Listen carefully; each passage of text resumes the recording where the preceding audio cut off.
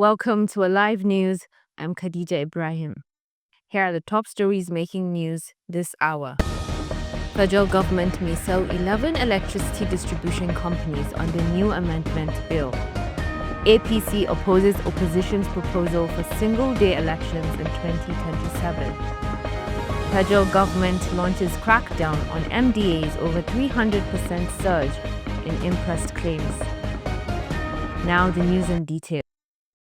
The federal government may soon shake up the power sector once again under a new Electricity Act amendment bill. The federal government is considering selling off 11 underperforming distribution companies, known as DISCOs, to fresh investors. This proposal comes amid persistent complaints of epileptic power supply, inflated billing, and poor customer service, despite over a decade of privatization and repeated bailouts. Officials say the amendment will introduce stricter oversight and encourage investment from technically competent firms. It also opens door for state governments to legislate and run their own electricity markets, further decentralizing the sector.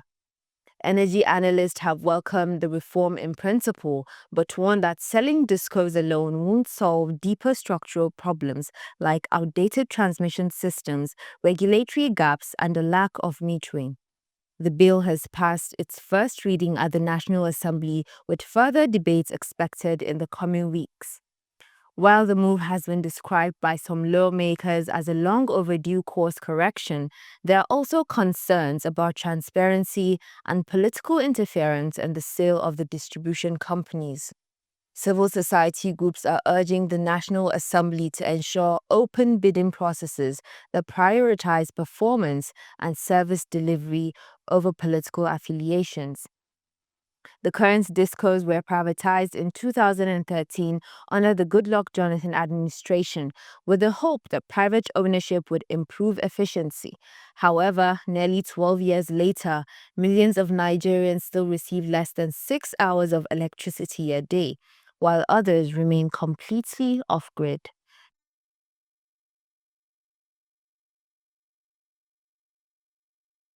With the 2027 general elections still 2 years away, battle lines are already being drawn, this time over how elections should be conducted. The opposition coalition is proposing that all elections, presidential, gubernatorial, National Assembly, and state-level polls be held on the same day. The argument: lower costs, better logistics, and higher voter turnout. But the ruling APC isn't buying it. The party says same-day voting may overwhelm the independent National Electoral Commission and heighten the risk of violence or ballot compromise in volatile regions.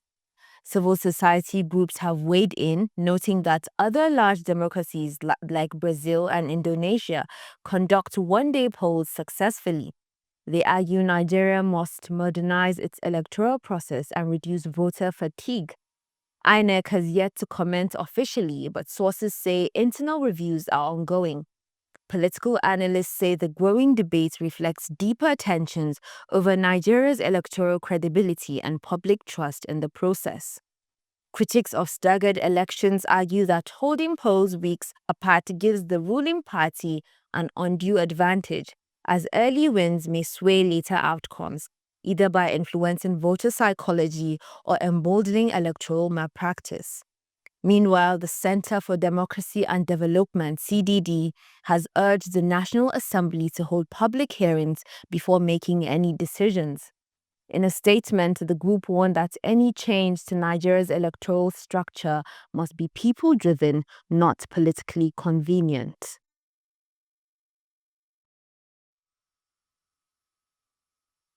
The presidency has ordered a sweeping financial audit across federal ministries, departments, and agencies after it was discovered that impressed claims had surged by more than 300% in just a few months. Impressed is meant to cover small routine or urgent expenses, but findings reveal that some MDAs have been using it as a backdoor for inflated or duplicate claims. Source within the Office of the Accountants General confirmed that some agencies submitted impressed requests running into hundreds of millions with little documentation. President Tinubu's administration has pledged to curb waste, and this move is seen as part of a broader push for transparency in public finance. MDAs found guilty may face suspension or prosecution. The Minister of Finance has directed all agencies to halt fresh interest withdrawals pending review. President Bola Tinubu and several governors have gifted the Super Falcons a total of 4.95 billion naira and houses in recognition of their outstanding international performance, especially at the FIFA Women's World Cup. The president hailed the team's patriotism and called them a symbol of resilience and excellence. However, the gesture has sparked mixed reactions. Supporters say it's high time female athletes receive the same recognition and reward as their male counterparts. Critics argue the money could have been better spent upgrading sports facilities or reviving youth development programs. The Super Falcons nonetheless expressed deep gratitude, describing the gesture as a turning point for women's football in Nigeria. Nigeria's fight against Lassa fever has taken a deadly turn, as the Nigeria Center for Disease Control reports 152 deaths and over 811 confirmed cases across 28 states.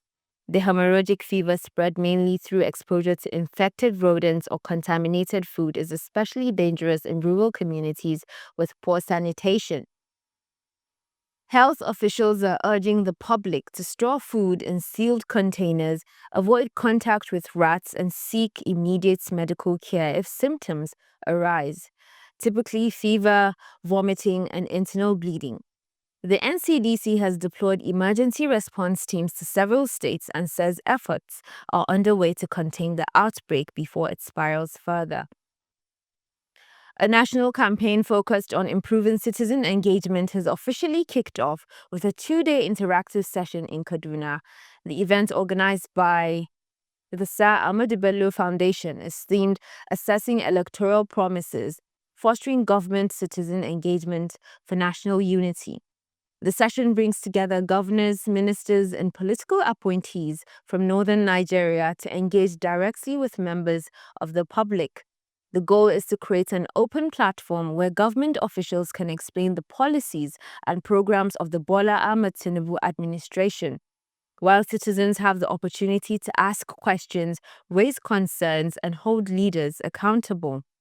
The campaign aims to strengthen transparency and rebuild public trust by encouraging honest conversations about the progress of electoral promises.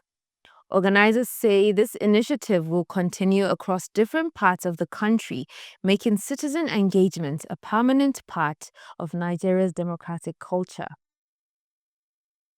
And now in the international scene, a major humanitarian emergency is unfolding in China as record-breaking floods in Beijing and surrounding regions have left at least 30 people dead, dozens missing, and thousands displaced.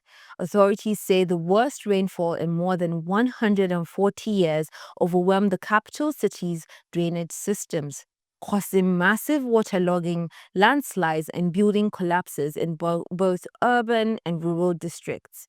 The Chinese Meteorological Administration reports that rainfall in the capital exceeded 744.8 millimeters, a volume not recorded since 1883.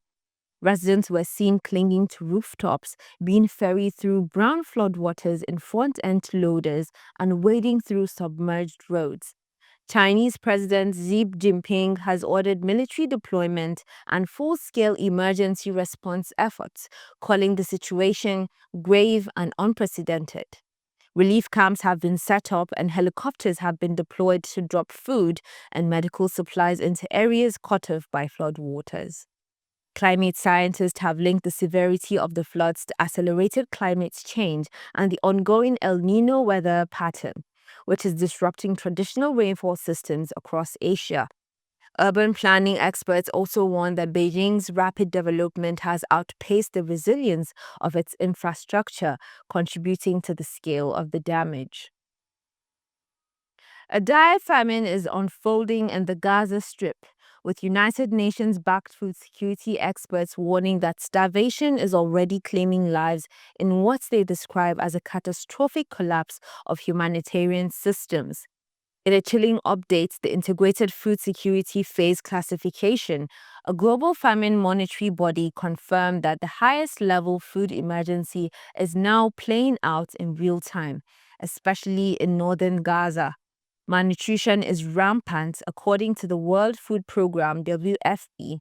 More than 90% of Gaza's population is surviving on one meal a day or less, while thousands of children are showing signs of acute wasting and anemia.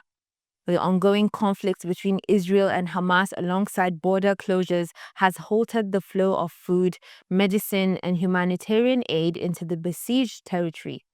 Aid agencies say that even where food exists, it is inaccessible due to destroyed roads, fuel shortages, and security risks. A mother in northern Gaza, speaking to BBC, said, "We grind animal feed into powder and mix it with water for our children. We have nothing else." UN Secretary-General Antonio Guterres has called for an immediate ceasefire and the creation of protected humanitarian corridors, warning that Gaza risks becoming a graveyard for children. Rights groups are also calling for an international investigation into the use of starvation as a weapon of war, which is a violation of international humanitarian law. Panic swept through New York City during Tuesday evening rush hour after a man opened fire near a busy subway entrance close to Times Square, injuring at least 2 people and sparking chaos in one of the world's busiest intersections. The incident occurred around 6:15 p.m. local time near 42nd Street and 8th Avenue, a major transit hub. Witnesses described scenes of pure terror as commuters ducked behind cars, fled into shops, and took cover in stairwells. One eyewitness who was en route to work told local media, "It was so terrifying. I heard 3 pops and then everyone just started running. I thought it was fireworks at first, but then I saw people screaming and bleeding." Footage circulating on social media shows bystanders sprinting for safety as police and medics rushed toward the scene. The New York Police Department has confirmed that one suspect is in custody and is being questioned. They believe the shooting may have been gang-related or a personal dispute that escalated into gunfire. Mayor Eric Adams, speaking shortly after the incident, said, "Gun violence in the city is a stain on our conscience. We will not allow fear to take over our streets." The shooting has once again reignited debates around gun control in the United States, especially in urban centers. New York has some of the strictest gun laws in the country, yet illegal firearms continue to circulate widely, often ending up in the hands of teenagers. Thank you for staying with us. I'm Khadija Ibrahim, and this is Alive News.